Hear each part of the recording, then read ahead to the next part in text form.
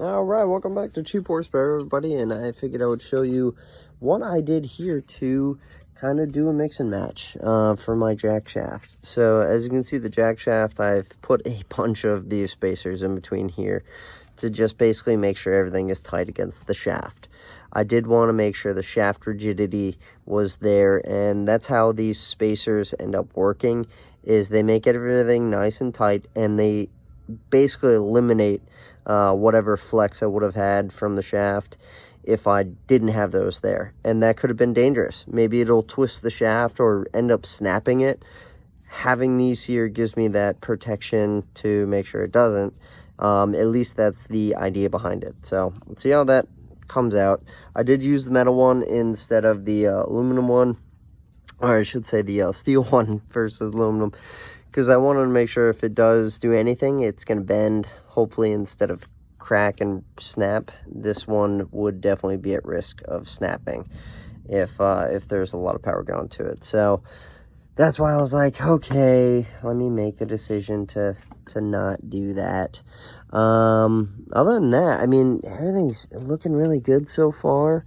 Chains are nice and lined up, both of them, and that, as you can see, they kind of move together and they grip right at the same time, so that's kind of nice.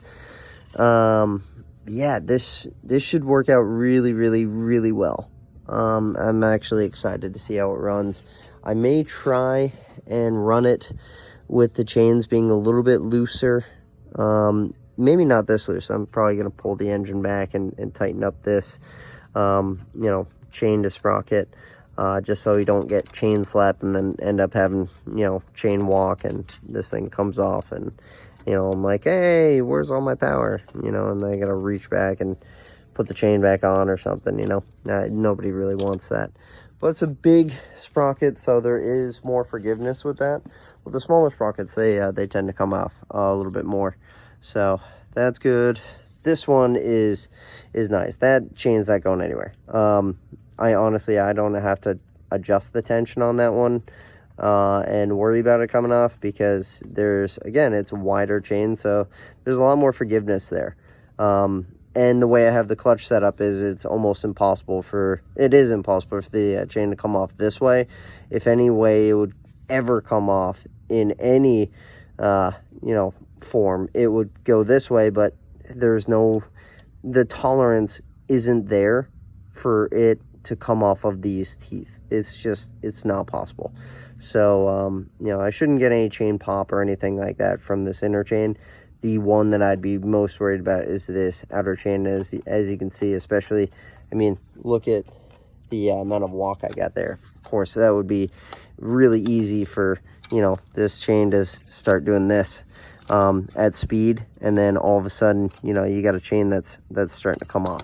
So I am going to set that tension a little bit tighter, obviously, or maybe even try and get a tensioner on there. And that might be the play there. I don't know. And I could probably mount it right to this bracket, and that could be a possibility. I don't know yet. Still playing with that idea. I can drill something into this, come out here, maybe with like a tensioner wheel, and just kind of have it sitting there close to it. This way I don't get chain pop and all that, and it'll keep it constant.